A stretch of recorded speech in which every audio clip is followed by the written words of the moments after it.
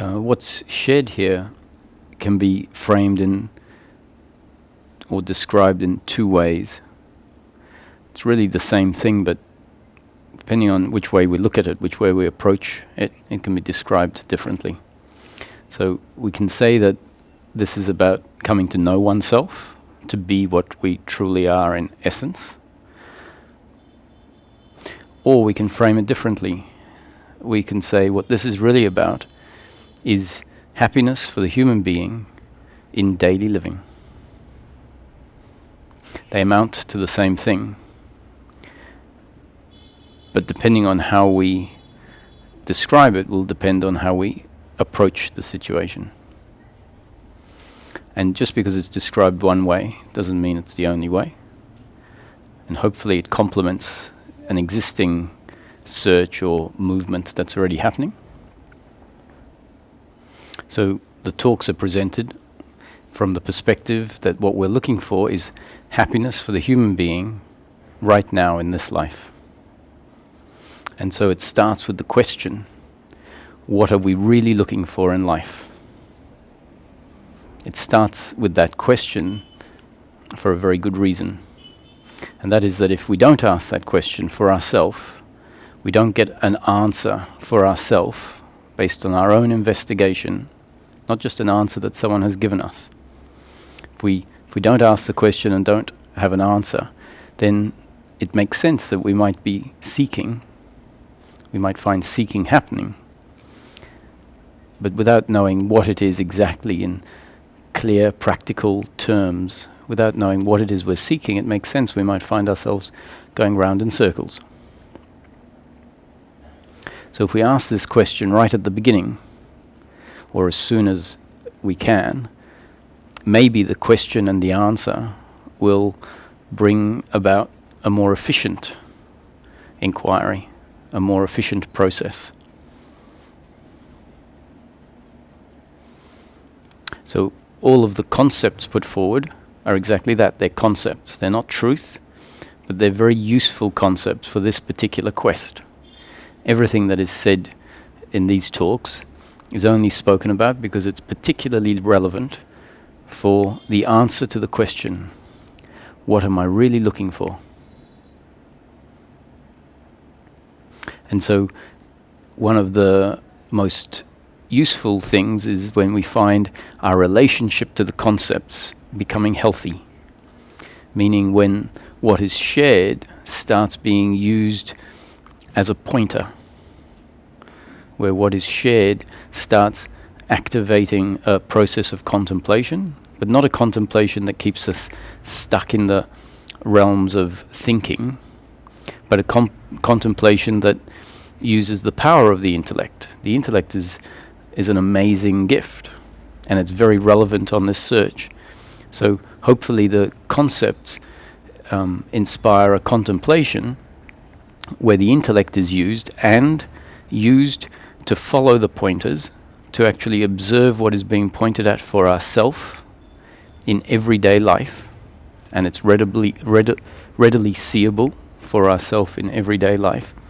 And the combination of the intellect understanding the concepts, the intellect contemplating what the implications of what is being said are, and awareness landing on what's happening and actually seeing for ourselves the descriptions in action. That becomes a very powerful combination. That's a healthy relationship to the concepts. If the concepts are heard and just turned into a belief. So if, for example, the concept that said our true nature is happiness, if that's heard and turned into a belief, what happens is we go around saying to ourselves, my true nature is happiness. My true nature is happiness. And someone asks you, what's your true nature? You say, my true nature is happiness. That's a concept has been turned into a belief, more or less. And if it goes past a certain point into strong belief, it stops being helpful. In fact, it becomes a problem. Because what happens is we get caught up believing concepts, means our attention is just caught up in what the concept says.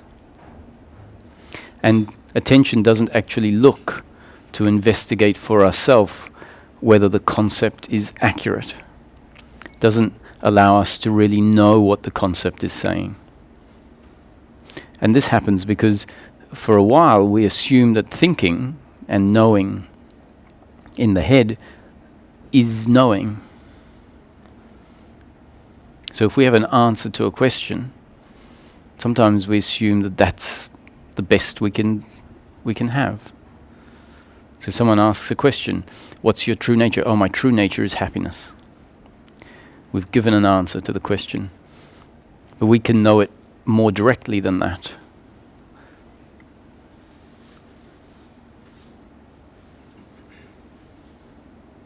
We can see it, or be it. And then that knowing is not the knowing of an answer that has been given to us, but that's a knowing, a being the answer.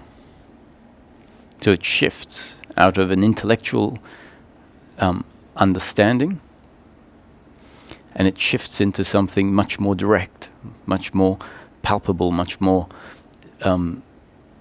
known. Not known intellectually, but known at no distance, because that's what we are. And how that shift happens usually is when the pointer is used that way. And what that means is, I've used this analogy before, if I were to put forward a challenge and say, in 10 minutes I'm going to ask you what is in the table in the corner what is on the table in the corner of the room. That's going to be the question. And so now I'm going to give you some information, and I go about describing that there is an apple on the table in the corner of the room. And I describe the apple in a lot of detail.